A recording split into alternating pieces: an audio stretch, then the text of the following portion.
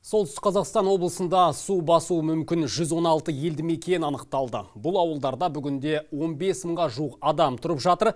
Қазір қауіпті аймақтарда тасқынның алдын алу жұмыстары қызды. Тіпті ол үшін өңірге көмекке қарағаннан әскерилер жетті.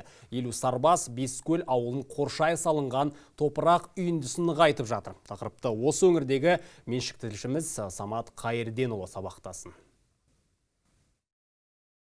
Бескөл облыс орталығынан небәрі 12 шақырым жерде орналасқан ауыл. Былтыр көктемде Есіл өзені тасып, мұнда 200-ге жуық үй су астында қалған болатын.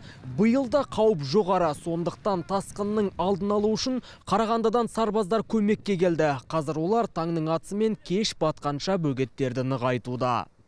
Әскери қызметшілер 5 дана техникамен жағалауды нығайту жұмыстарымен айналысып жатырмыз. Қаптармен полипропилендік пленкаларды төсеп, жағалауды күшейтудеміз. Әзіргі уақытта су тасқын қаупі кеткенше осында боламыз. Аталған елді мекенде 14 мыңнан астам адам тұрады. Қазір мұнда нағыз қарбалас басталды. Себебі синоптиктер наурыз айы жылы әрі жауын шашынды болады деп ескертті. Сергеев қоймасы 101%-ке толып тұр. Топырақтағы ылғал қоры да мол.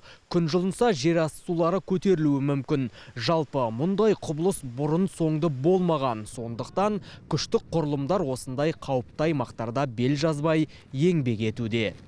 Ұлттық академияның сарбаздары келіп көмектесуге, содан кейін төтенше жағдай министрліктен жіберген қосымша жасақ арнайы келіп бізге көмектесуде. Күнделікті сағат 8-ден бастап кешкі 7-ге дейін осылай жұмыс істеп бізге көмектерін тигізуде. Енді жалпы дайындық бар, ары қарай осы жұмысты жүргіземіз.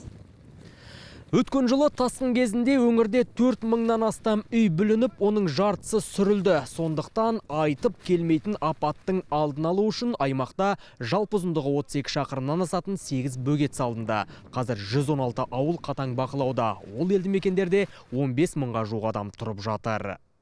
Солтүстік Қазақстан облысынан Самат Қайырденұлы, 7-ші арна.